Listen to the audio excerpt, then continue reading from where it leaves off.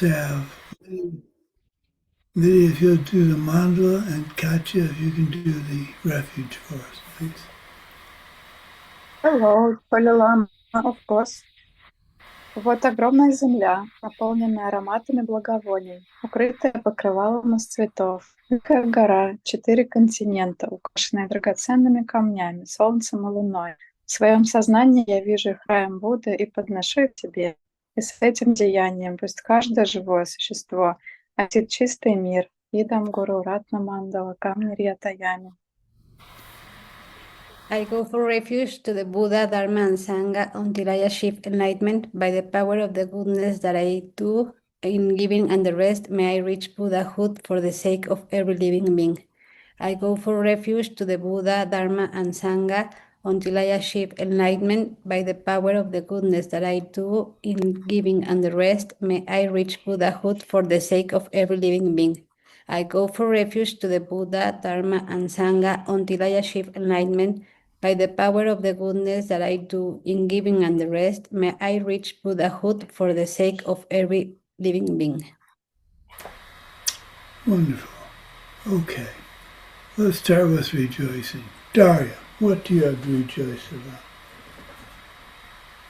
about? Good morning, Lama Sumati. First, I rejoice. Yesterday, I can send you a message about your birthday and happy birthday, Lama Sumati. Please stay with us. And second, I finished ACI 10 and start do ACI 12. Yeah.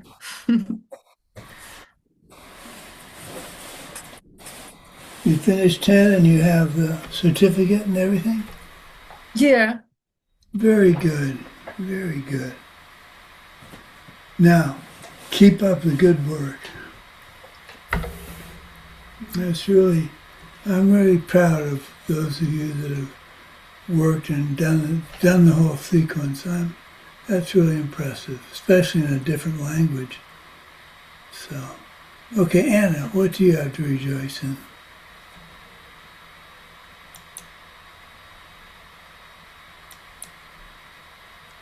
Hello, dear Lama Sumati. Hello, everyone. About my rejoicing, I want to rejoice about my colleagues today because there were some pretty difficult tasks, and we, like the team, resolved all of them, and it was really pleasant to cooperate, to feel support, and to got the result. Thank you. Excellent. Well, that's what's going to ripen in the future for you to have the cooperation you need to get where you want to get with your practice. So, very good. Okay, let's go with Katya. Hi, I want to rejoice on your birthday and having the seeds to see you healthy and with a lot of love. And I also want to rejoice that I start to begin seeing kindness all around me because I have a friend that had mental issues. His family is not here in Guadalajara, and a lot of friends got all together to help him. So I really rejoice that I can see generosity, compassion, and kindness around me. Excellent. Well, that's all coming from your continued compassion and generosity. So keep dedicating, keep doing it. That's really sweet. Okay, Lydia, are you still in Istanbul? Yes, tomorrow we will go, and I will rejoice that I have support from my husband. He just came in, and we sent the postcard to you, dear Lama Sumati, and my husband had chosen this postcard and gave it to me, and we have a post office not far from us, so everything was perfect. And a man in the post office, he didn't speak English, but he know America and money, these words, and it was good. Wow. Well, I'm looking forward to getting. My wife used to send me postcards during the summer break between semesters, and she knew my mother would read them. So she always put in some tidbit that she thought would make my mother a little bit questioning our relationship. And my mom would read them and she'd, oh, David, what's going on with this Susan? And I'd tell her. So it's pretty funny. Okay, Daria, we did you already? Did you do the rejoicing already? Yeah, rejoice. Okay. Yeah, okay. Svetlana. Oh, dear Lama Sumati, I'm rejoicing in you that we have a chance to have classes with you, study with you, be close to you, and congratulate with you with your 73rd birthday. I'm rejoicing in your good health, in cheerful mood, in all your perfect qualities. And thank you so much for everything you're doing. Well, I really love you. And also, I'd like to rejoice about my colleagues, and I'd like to rejoice maybe about seat shifting because, like today, I was like telling my new boss, like recently, like my current boss, uh, what changes I had during my work in this company, and it's really a lot. Like there are several managers. Like I came, those manager was working around 20 years and like I'm working around 5 years, a little bit less than 5 years, and there are several manager changes.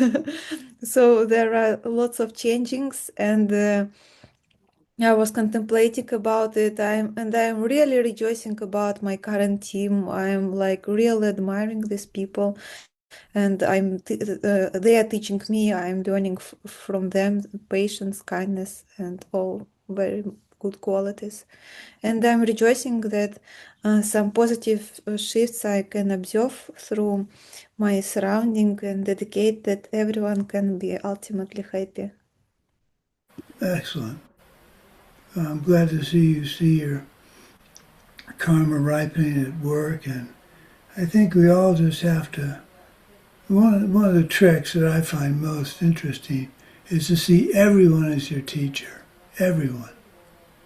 And if you can do that and then accept what they're teaching you, then you're looking for angels and you're finding them and you're working with them. So it's really, it makes life interesting looking for angel, seeing people as angels. And I'm not talking about the angels with wings and that kind of thing. I'm talking about angels that are working with your knowledge or lack of knowledge of the Dharma and helping you grow along. And they're emanations from Lord Buddha or your future Buddhahood. So, okay. Tatiana, good to see you. What you have to rejoice about?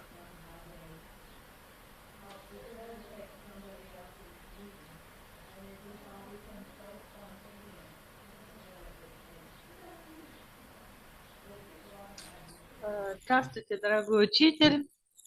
Всем привет. Hello, dear teacher. Hello, everyone. I want to congratulate you with your birthday. I said and just remembered that I also had birthday 2 weeks ago, but I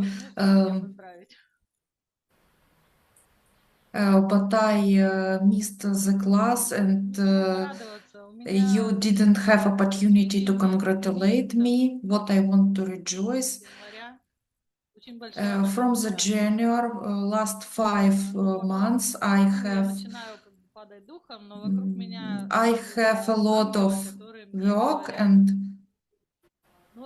it's difficult, but there are angels around me, and they said like, it's bad seats are opening and you need to be glad of it. So I try to go through my troubles and live far, and I'm glad that I am here with you today. Well, I'm glad you're here with us as well. Look at your problems, all of your problems. Look at them as opportunities to grow in your Dharma. And you'll start almost wishing for problems. And that's a very healthy sign your practice is, you're living your practice. We had the possibility of a flat tire yesterday. And so with having one car, and I don't drive, and etc., it was going to be a problem. So I inflated all the tires back to, they're a little bit low. And this car has a sensor that shows a flat tire or low tire pressure. So I bumped them all up to the right tire pressure, and we're going to see after 3 or 4 hours if they hold. If they hold, then it's a bad sensor. But what I'm rejoicing about is when the light came on, we just said, okay, we may have a flat tire. I carry a little battery-powered pump and tire gauge in my car for just this reason. So we were at a grocery store, and I got out and I checked all the tires. They seemed okay. But I didn't get mad, I didn't get frustrated, I didn't get worried. It took an opportunity to practice. So I rejoice in that. I rejoice that I'm going to tackle Course 13, we start June 22nd. And I'm going to start teaching Course 18. So I'm going to be busy again. That's 4 classes. My wife teaches many more than that, but 4 classes keep me going. So we're going to finish just in time for us to go to Armenia. So it's going to be fun. Okay. Is that everybody? I think so. This class has dwindled. Oh well. Quality, not quantity. Okay. So here we are. It's hard to believe we've actually made it to class 10. Master Shantideva says the most powerful karma is the karma of compassion, the karma of wanting to spend every moment of one's life trying to help other beings achieve their goals. Love is wanting to make people happy. Compassion is wanting to take away their suffering. And it's very important, as you all know, it's very important that compassion comes before happiness. One could argue that if you have compassion and take away their suffering, they're going to be happy. And that's true. But the happiness I'm talking about is actively trying to make the person happy. Take them out, pay attention to them, watch silly movies with them. It's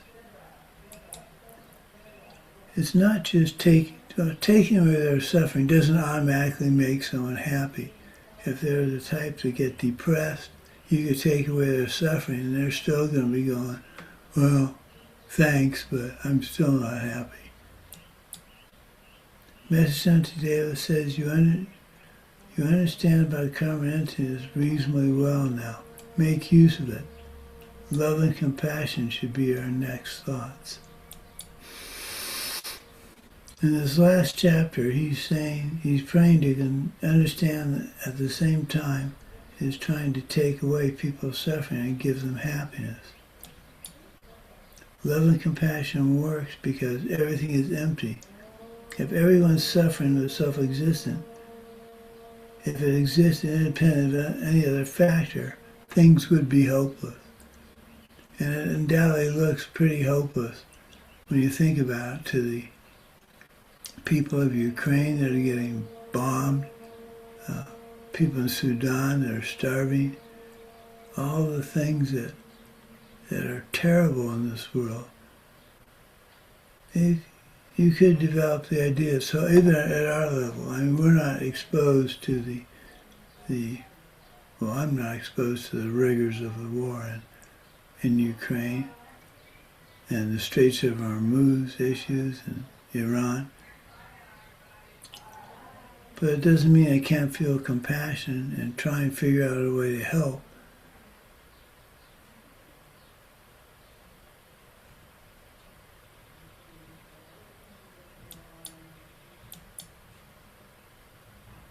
If we think things can change instead of get with drugs or alcohol or busyness to distract ourselves from the pain we have and we see in others,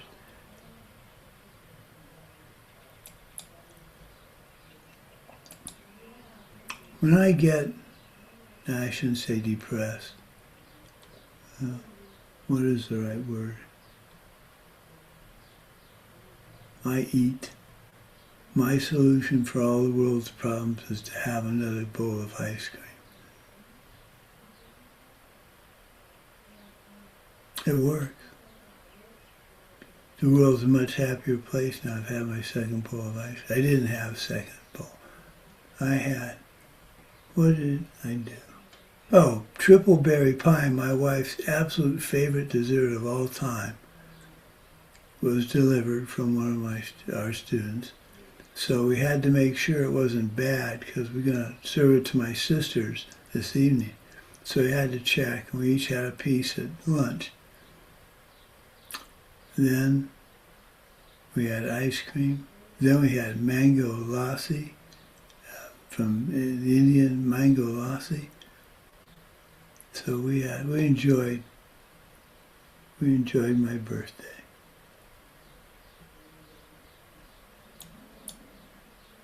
Makes us crazy and think and feel that there's nothing we can do for others. My wife is constantly not complaining, trying to figure out how we can help as many people as we can. And we can't stop, how can we stop the war, the fighting in Iran or in Ukraine? Well, we can make sure not to get people angry at us and complain and plot to make them look silly or whatever. You can go out of your way to help people. And dedicate.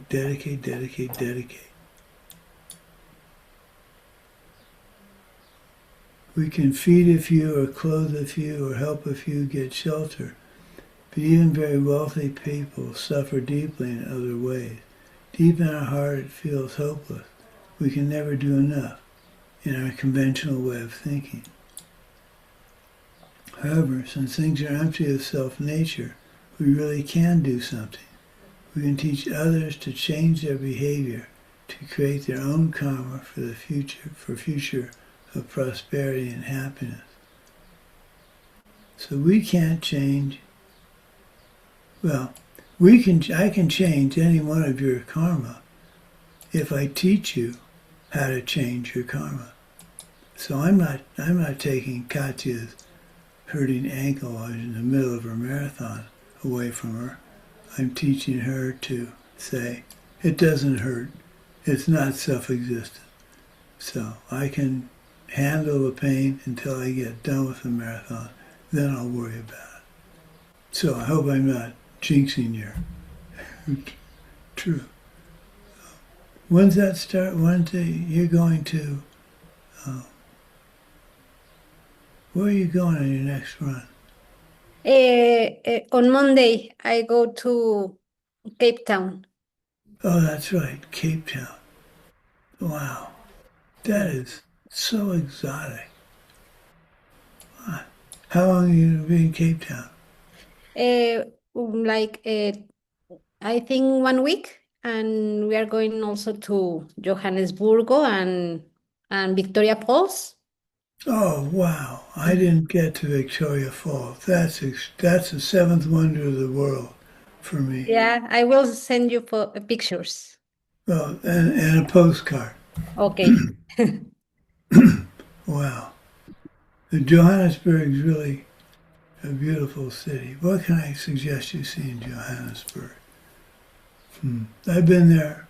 I've stayed for over a total of probably a month in Johannesburg. When I went down to teach there, I stayed in Johannesburg.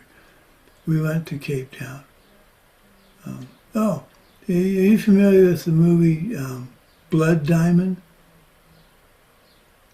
It's about diamond purchases and exchange in South Africa with Leonardo DiCaprio and what's her name? Jennifer Connelly. And I was watching the movie, and they sit outside a restaurant in one of the scenes, and I walked by that restaurant on the Cape Town, one of the Cape Town piers. It was just cool to recognize. There's a really great aquarium in Cape Town. Really beautiful. They have this maybe 1.5 meter wide cylinder, floor-to-ceiling cylinder, and it has jellyfish in it. About, maybe this big. So if you get a chance, I suggest. Is Sheila and your dad going too? Yes. Excellent. Well, postcard. Whenever any of you travel anywhere, it's absolutely necessary to send me a postcard. Okay. Okay. We can teach others to change their behavior to create their own karma for future prosperity and happiness. Now, one thing that Geshe Michael is doing more and more of is emphasizing the prosperity aspects of the Dharma. And I think that's, I don't like to equate Dharma and financial success. I don't like to. You're not practicing the Dharma to have financial success. You're having success because of what you understand about karma and emptiness. So, definition of great compassion. That uncontrived state of mind which, no matter what suffering being it may focus on, feels an uncontrollable wish to free them from their pain with exactly the same intensity of love that a mother has for her only child. So love you have for your only child, I don't have any kids. So the love I have for my wife is, I don't want to see her unhappy. And so I'm constantly watching to see if I think she's unhappy. Some days I ask too many questions, and she finally just looks at me and says, leave me alone. So, but most of the time, she's a happy person. She hasn't had a migraine headache in a long time. So I looking at it, my job is to make her happy. My job is to make all of you as happy as possible. Now, many people for my birthday thanked me for my sense of humor. So I appreciate you thanking me for that, because some people find my sense of humor strange. It isn't. It's like waffles, pancakes, and French toast. It's self-existently funny. So, I haven't thought of any more good jokes. My wife came up with a pretty good joke. I don't remember it now. Has she told you the Dharma chicken jokes? when you take the next class you take from her, you need to ask her to tell you the Dharma chicken jokes. They're very funny, and you need to, she's going to take more than one time asking her, but it's well worth it. We'll go over the Dharma chicken jokes in Armenia when we're there in August. If you understand emptiness, you see that all suffering in the world is totally unnecessary.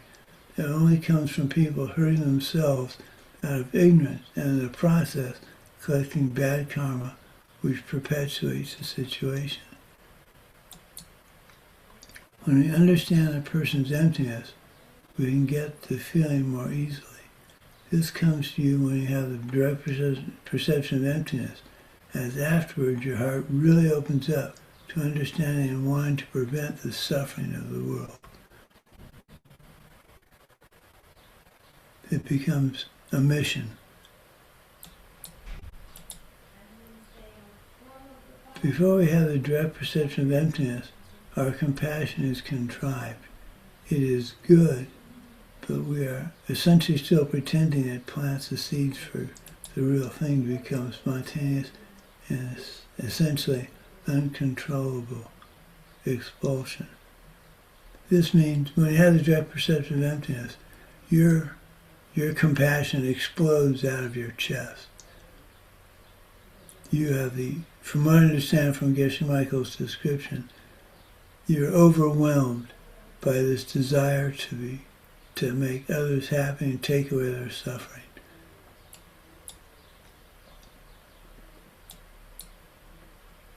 You see that everyone is working hard to find happiness for themselves, but in doing so create the conditions for happiness to elude them, which results in frustration and with a time lag between karma ripening and doing the karma and having it ripen. It's frustrating.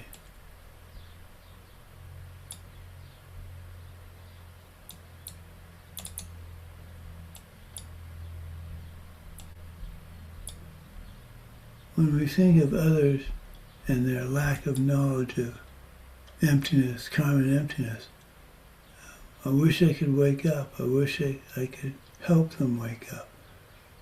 Well, we can't. So that wish, that compassion, wishing happiness, wishing taking away their suffering, we can't reach in and take their suffering, but we can show them how to not perpetuate their suffering. We can show them how to experience what's going on, knowing that it's empty, knowing that it can change, and showing them how they can experience it.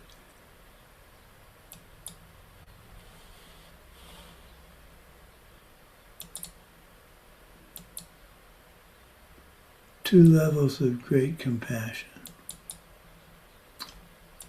This great compassion, the first one wants to free all beings from their suffering.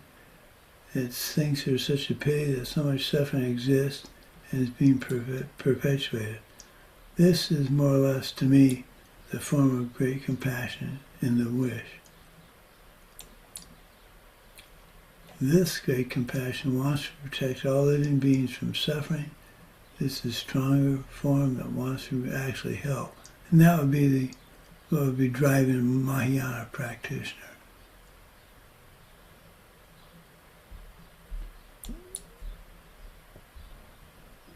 So how do we really help them? There really is only one way that we can be of any help. Teach them about the true nature of themselves and their world, and become enlightened to help them even more powerfully. How their deeds create their very own future circumstances. Teach them about doing only good things, about which deeds will create their future happiness. Teach them the three extraordinary trainings. Teach them the how and the why. Teach them it's not my karma but, and teach them my past is my present is the future.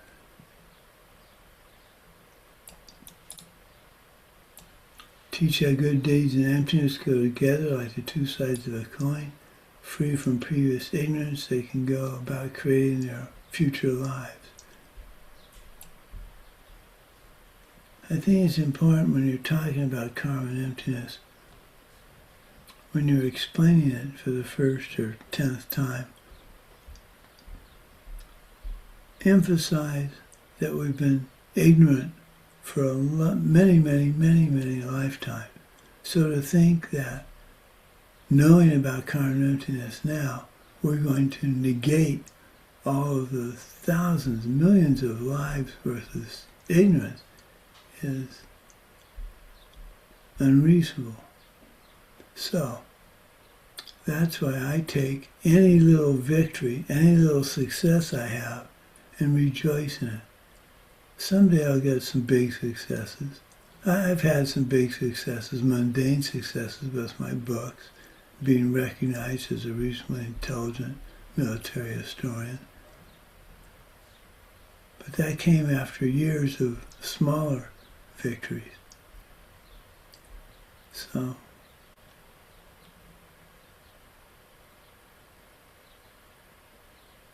we have to put our practice into perspective.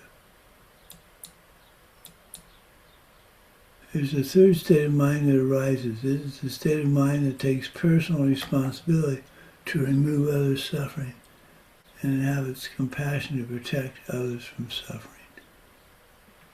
One of the highest compliments I got from a friend of mine at Diamond Mountain, I was told that Brian Pearson was teaching a class, and he said, I want to have the Halaksam Namdak, the strength and desire to do things myself, even if no one will help me. He used me as an example of someone who has that. And that really made me humble.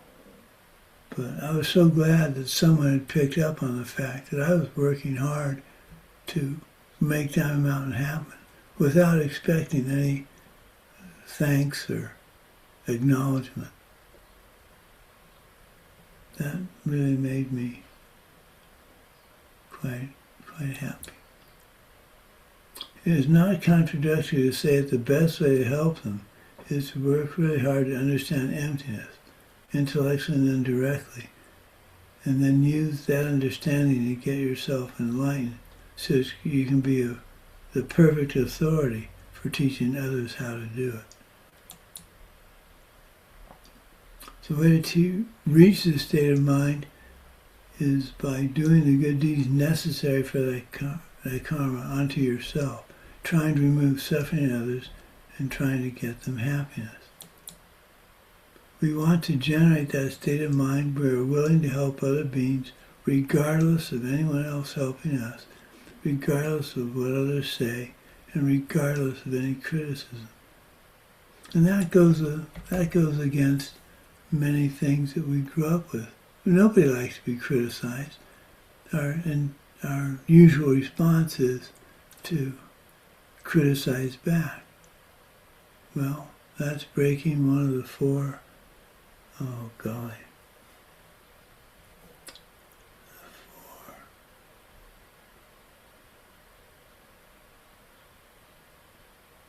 hang on a minute.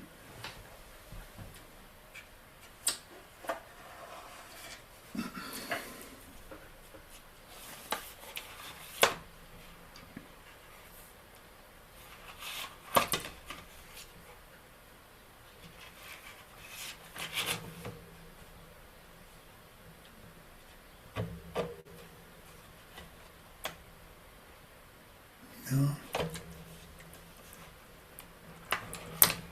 Oh, what's that called? Before.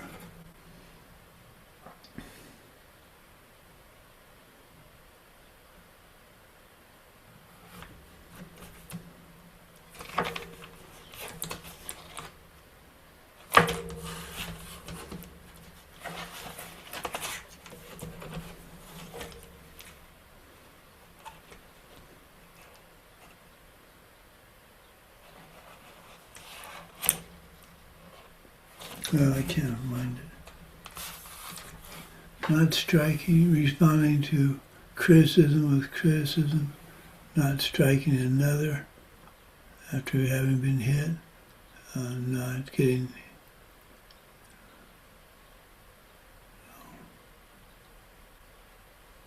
I really want to find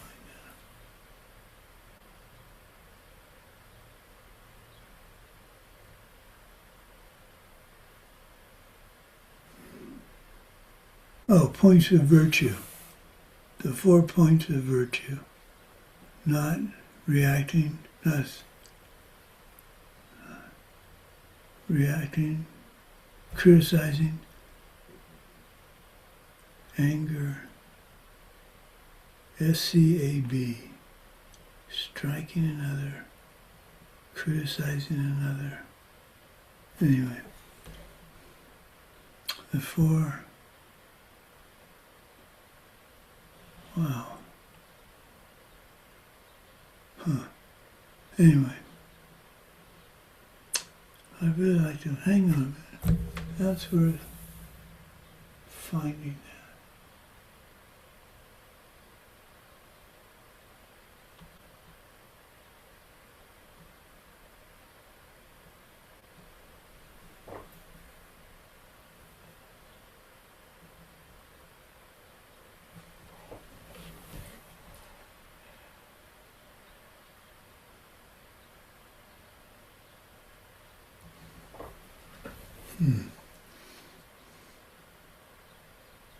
Well,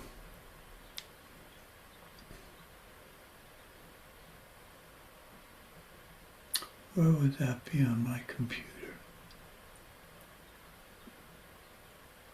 Oh.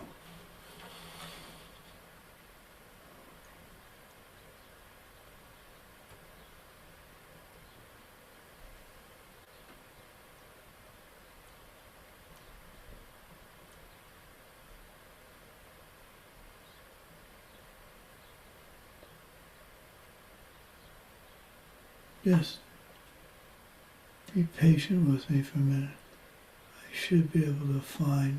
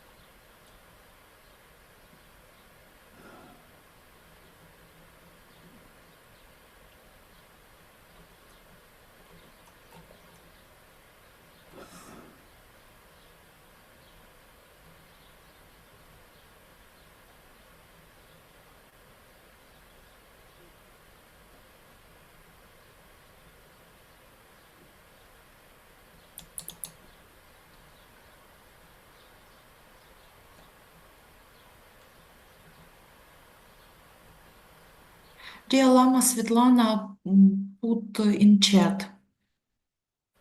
Are you looking for this? Dear Lama Please. Sumati, in the book of lists there are 4 points of virtue, just for the information. In the chat? In the book of lists, your project lists, book of lists. Oh, right. I haven't looked at that in a while. So someone's got it for me? Yeah, I put it in the chat. Thank you. Chat settings.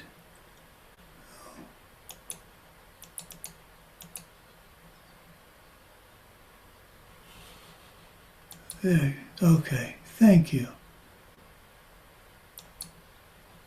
Okay. Someone yells at you, you don't yell back. Someone criticizes you, you don't yell back. Someone hits you, you don't hit back. And someone gets angry at you, and you don't hit back. The 4 points of virtue.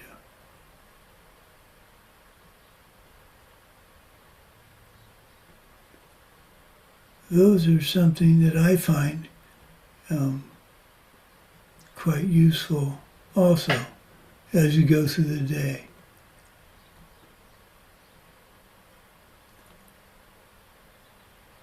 regardless of any criticism, etc.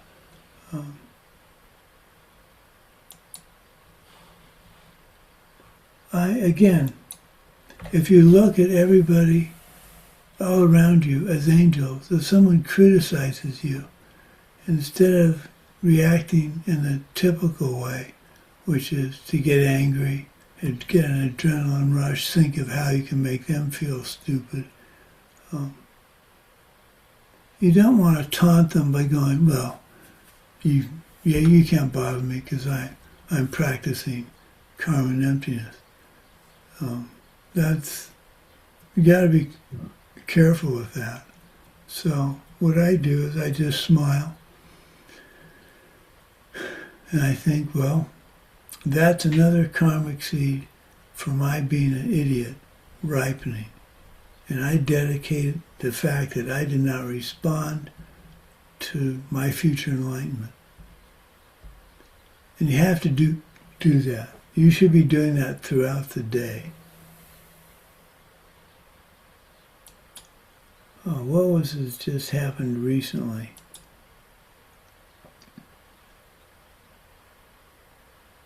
It was about a white lie, instance for me to tell a white lie. And I purposely thought about it and I said, that's a white lie. I'm not telling that lie. I can reword what I'm saying to make it not a white lie. And I rejoice that I caught myself and did that. Our families and friends will not get it. We should expect this and not be swayed by it. People will not congratulate you for cutting to your job to half time or quitting altogether in order to help build a Dharma center in the middle of nowhere. My family, my mom was so deep into dementia, she had no idea who I was. My dad had already passed away. My lovely wife's parents had passed away. So making this decision to leave our jobs and go to Diamond Mountain was just a matter of whether our family, our brothers and sisters would understand. Now, I don't know if my brothers and sisters talked amongst themselves and thought I was nuts. I don't particularly care if they thought that or not. But we were very fortunate. We didn't have family members that said, you're nuts, you shouldn't do this. If you do it, we'll never talk to you again. So, my point here is you should expect and not be swayed by the somewhat controversial attitudes that we're taking, because other people see it as self-existent. And we know it isn't. And then we know how we can change our world, and by teaching them how to change their world. We really need to remember that. It seems obvious.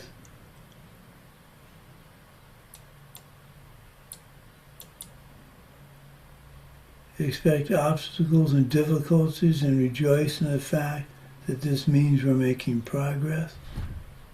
So again, instead of seeing a problem, it's an opportunity. Yay, I got a flat tire. Now, I'm going to respond with wisdom instead of ignorance, and it'll be better for me in the long run.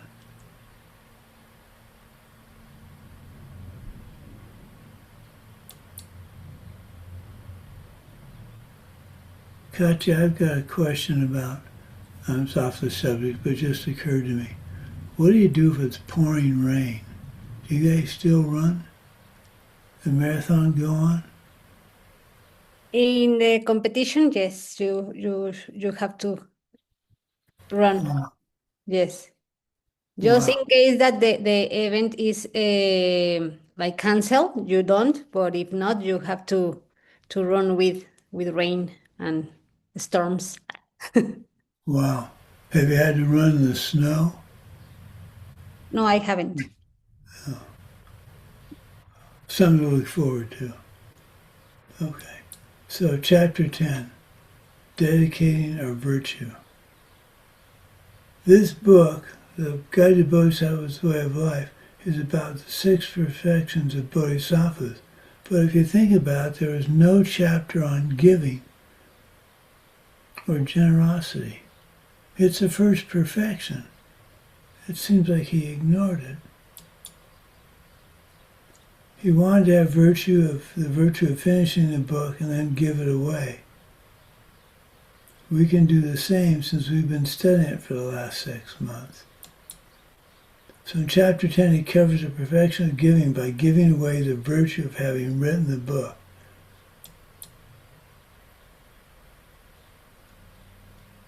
The dedication is simply called dedication. It's called dedication of our virtue and is part of the 7-limb prayer of our daily practice. So we set up an altar, we do 3 prostrations, we take our meditation posture. Well, I should back up. Set up the altar includes a daily offering. Invite a holy being to go for refuge in bodhicitta. Then what's the 7-limb practice we do after that when we meditate? Anybody want to share what they remember about that? Okay. This is something you just have to memorize. With my body, speech, and mind, humbly I prostrate. I make offerings both set out and imagined. I confess my wrong deeds from all time and rejoice in the virtues of all. Please stay until samsara ceases and turn the wheel of Dharma for us. I dedicate all virtues to the great enlightenment. The ground sprinkled with perfume and spread with flowers, the great mountain, 4 lands, sun and moon, seen as a Buddha land and offered thus, may all beings enjoy such pure lands. The objects of greed, confusion, hatred, friend, stranger, and foe, our wealth and bodies gladly offered. Please accept this and make us free from the 3 poisons. O Gurus, Buddhas, Bodhisattvas, please listen to what I now say. Just as all the previous Sugatas generated the mind of enlightenment and practice in accordance with Bodhisattva precept, so shall I too, in order to benefit all who live, give birth to bodhicitta and follow its precepts. That's my preliminary for meditation.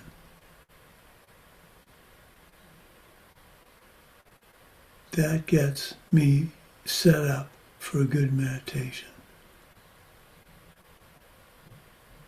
But the start of that was the 7 limbs. With my body, speech, and mind, humbly I prostrate. You make a mental prostration to your holy being that you've set up in front of you about eye level. I make offerings both set out and imagined. You've made the offerings on your altar. You do it mentally as well. Confess your wrong deeds. Do the 4 powers. Rejoice in the virtues of all. Ask your holy being to stay. Turn the wheel of Dharma for us. We'll cover the wheel of Dharma in Course 18.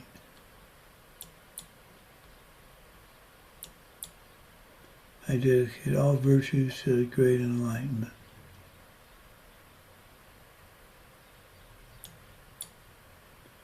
Dedicating the goodness that you gathered helps being successful in reaching your goal. Master Shantideva wraps up his book by dedicating it as his good deed, and in doing so shows us how to do the perfection of giving. The subject of prayer was brought up at this point in the class.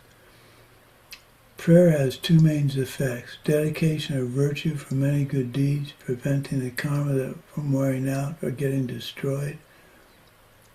Any pleasant thing we experience that comes from a good deed, still done with ignorance, will wear out. It's called dirty good karma, because it brings pleasantness that wears out. we can't do white karma.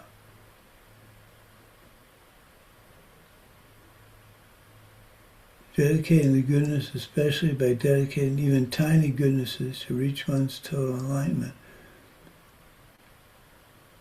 turns bad karma into really pure good karma, which is merit which cannot be destroyed. Dedicating also causes even the smallest good deeds to produce enormous results. I don't know about you, but I end up doing a lot of tiny good deeds. So I rejoice in the fact that by dedicating that, I can get much larger results. For some reason, the computer changed the sequence here. The prayer is an aspiration to reach some spiritual goal. Our dedication is characterized by the aspiration that some virtue we have already done it should become the cause of attaining this spiritual goal.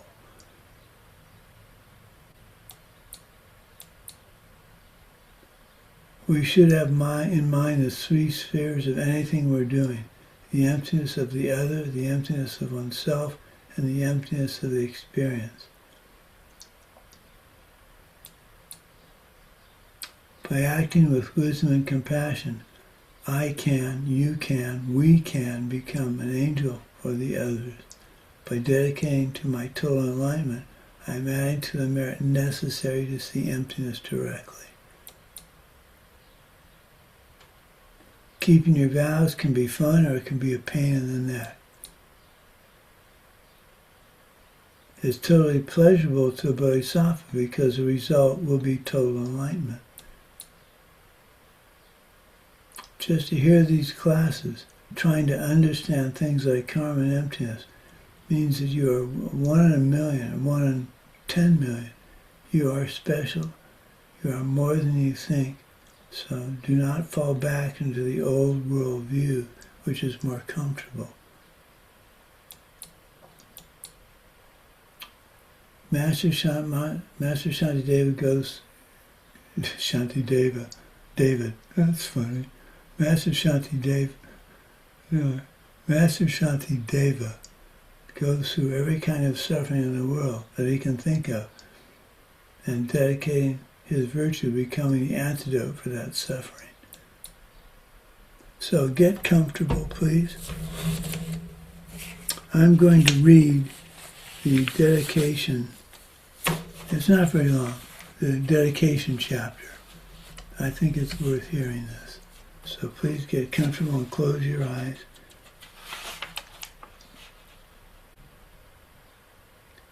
Through the virtue of having composed this work, a guide to the Bodhisattva's way of life, may all living beings come to engage in the Bodhisattva's conduct.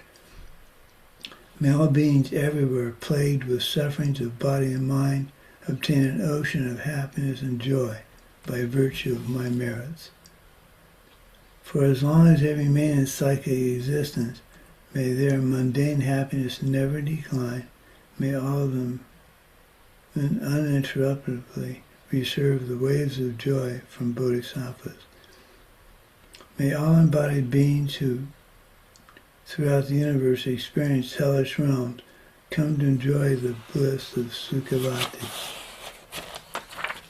May those feeble with cold find warmth. May those oppressed with heat be cooled by the boundless waters that pour forth from the great clouds of the Bodhisattva's merits. May the forest of razor-sharp leaves become a beautiful pleasure grove, and may the trees of knives and swords grow into wish-fulfilling trees. May the regions of hell become places of joy, with vast and fragrant lotus pools, beautiful with the exquisite calls of wild ducks, geese, and sheep. May the heaps of burning coals change into heaps of jewels. May the burning ground become a polished crystal floor. May the many mountains of crushing hells become celestial palaces of worship filled with sugatas. May the rains of lava, blazing stones, and weapons from now on become a rain of flowers, and may all battling with weapons from now on be a playful exchange of flowers. By the forces of my virtue, may those caught in the fury torrents of acid, may their flesh eaten away, revealing their lily-white bones, obtain the bodies of celestials and dwell with goddesses in gently flowing rivers. May the handsome Yama, the unbearable buzzards, and why are the henchmen of Yama, the unbearable buzzards and virtues afraid? Through whose subtle, noble strength is joy brought upon us and darkness dispelled. Looking up, they behold in the firmament the radiant form of Vajrapani. Through the force of their joy may they be free from evil and his company. When they see the lava fires of hell extinguished by a rain of falling flowers mixed with scented waters, immediately satisfied, they wondered whose work this was. In this way may those in hell behold Padmapani. Friends, don't be afraid, but quickly gather here. What need is there to free when above us is the youthful Manjughosha to dispel our fears?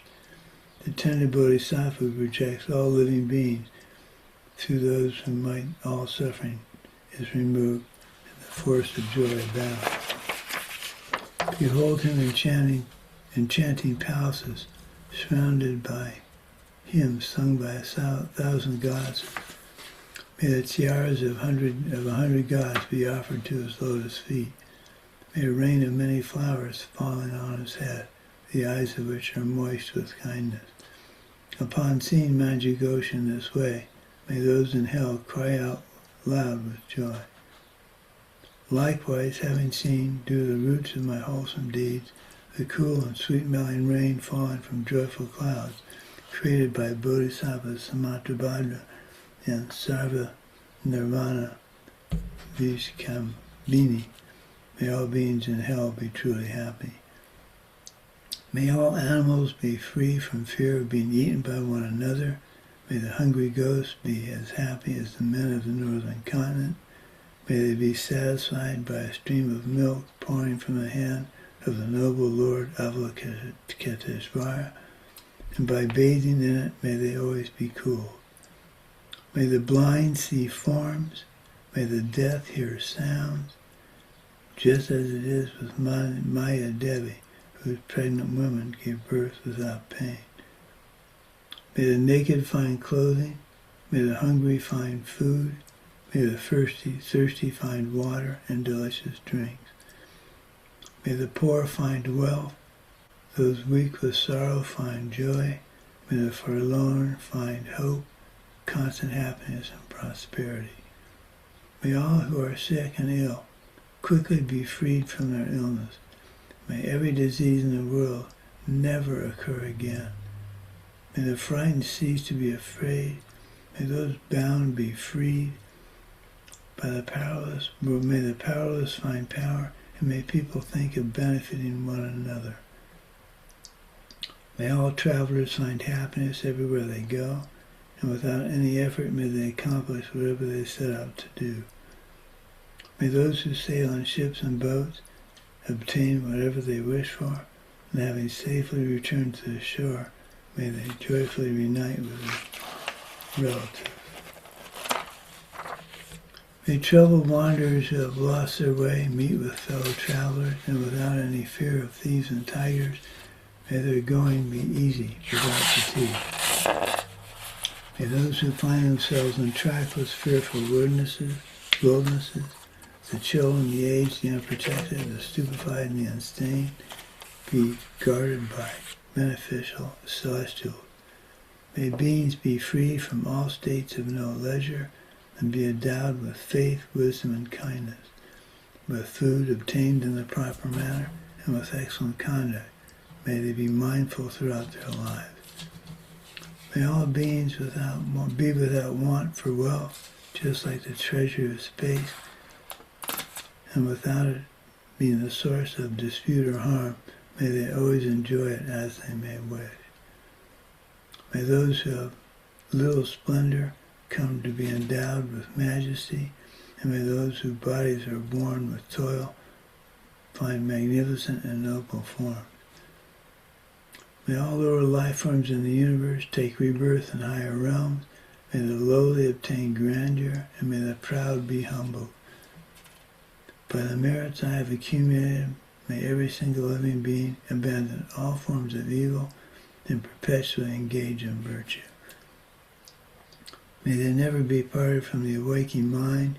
May they always engage in the Bodhisattva's conduct. May they be cared for by Buddhas and relinquish the actions of devils. May sentient beings have lives inconceivably long, in unfortunate realms. May they always live in contentment, unfamiliar with even the word death. May they abound in all directions, gardens of wish-fulfilling trees, filled with the sweet sound of the Dharma, and proclaimed by Buddhism and their sons. May the land everywhere be pure, smooth, devoid of any rocks, level like the palm of your hand, and of the nature of lapis lazuli. May all the circles of disciples, many bodhisattvas, dwell in every land, adoring them with their excellent manifestations. May all embodied creatures uninterruptedly hear the sound of Dharma issuing from birds and trees, beams of light, and even space itself. May they always meet with Buddhas and their sons, the Bodhisattvas. May these spiritual masters of the world be worshipped with endless clouds of offering. May celestials bring timely rain so the harvest may be bountiful. May kings act in accordance with the Dharma, and may the people of the world always prosper. May all medicines be effective, and the repeating of mantras successful. May darkened cannibals and the like be endowed with compassionate minds. May no living creature ever suffer, commit evil, or ever fall ill. May no one be afraid or belittled, or their minds ever be depressed. In all temples and monasteries, may reading and reciting flourish and remain. May the Sangha always be in harmony. May their purposes be accomplished. Every monk desiring to practice monks desiring to practice find quiet in empty places, and through having abandoned all wandering thoughts, may they meditate with flexible minds. May nuns be materially sufficient, abandoning quarreling with each other, and be unharmed. Similarly, may all ordained ones never let their morality be broken. Having repented any moral faults, may evil always be eradicated, and therefore obtaining a happy state of birth, and thereby obtaining a happy state of birth, may spiritual conduct not decline even there.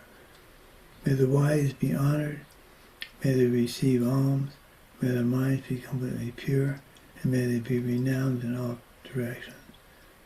May beings not experience the misery of lower realms, and may they never know any hardship. May the physical form superior to the gods, with the physical form superior to the gods, may they swiftly attain Buddhism. Last page. May sentient beings again and again make offering to all the Buddhas, and may they constantly be joyful with the inconceivable bliss of the Buddhas. Just as they intended, may Bodhisattvas fulfill the welfare of the world, and may all sentient beings receive whatever the Buddhas have intended for them. Similarly, may the Pratyaksha Buddhas and the Shravakas find happiness until I reach the level of the joyous one through the many kindnesses of Manjughosha. May I be mindful throughout my lives and always obtain ordination. May I live and be sustained by simple common food, and all my lives may I find the ideal attitude for practicing solitude, for practicing the Dharma. Whenever I wish to see something or even wish to ask the slightest question, may I behold without any hindrance the Lord Manjagusha himself.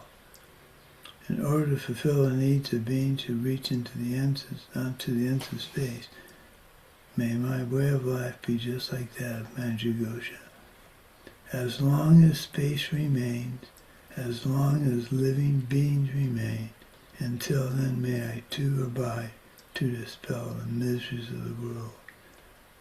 May all the pains of living creatures ripen solely upon myself, and through the might of the Bodhisattva Sangha, may all beings experience happiness. May the teachings which are the sole medicine for suffering and the origin of every joy be materially honored and supported and honored and abide for a very long time. I prostrate to Manjagosha, through whose kindness wholesome minds ensue, and I prostrate to my spiritual masters, for those through whose kindness I have developed.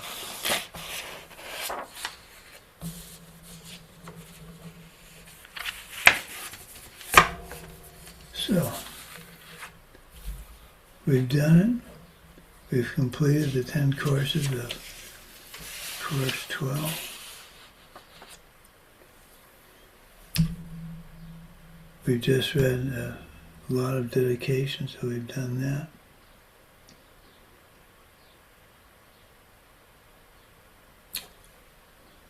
What else? Oh, I have one more page here. I want to thank you for the opportunity to teach you this material, and thank you especially for joining me in the struggle to understand the proofs. That was a struggle for me.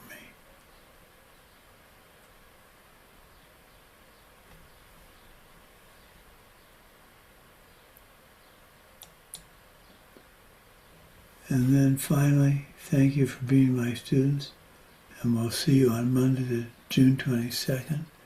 And get your homeworks and quizzes and finals done before we take on Course 13. Really get it done.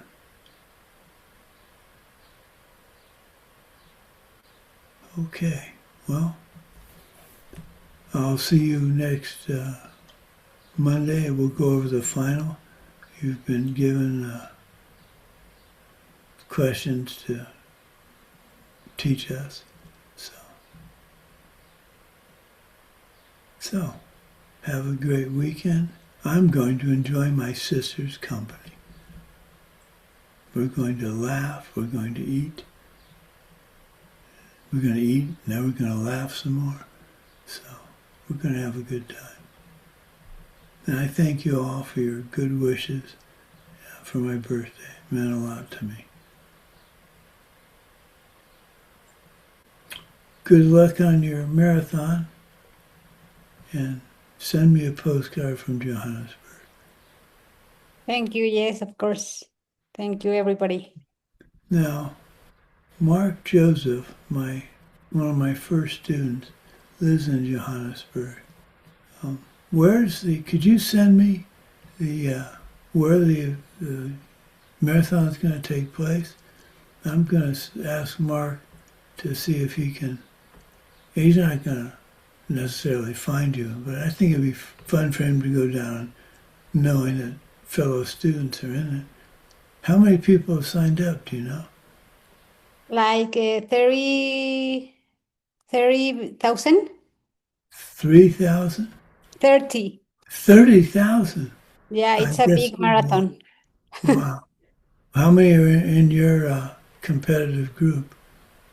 I guess that is like maybe 5,000. Oh my God. Wow. And you're going to win. No, I don't think so, but I try. I Good. will use my seats. Okay. Good. Okay. Well, have fun. Oh, I know one more thing, Katya. What time, Johannesburg time, what time does the marathon start? At What day? 6 a.m. 6 a.m. And what day? May 24th. Oh, you're going to be down there for quite a while. That's right, you're going to be gone for when Sarani's down there. So May 24 at 6 a.m. So I need to put on my calendar, and that's going to be 10 hours. So that'll be 8 o'clock my time. 8 in the evening. Well, I can say a little prayer that you have fun. Okay. Well, thank you. Thank you. All right. Love you all. Look forward to seeing you on Monday. And we don't see you on Monday because you're going to be in Johannesburg. Yeah.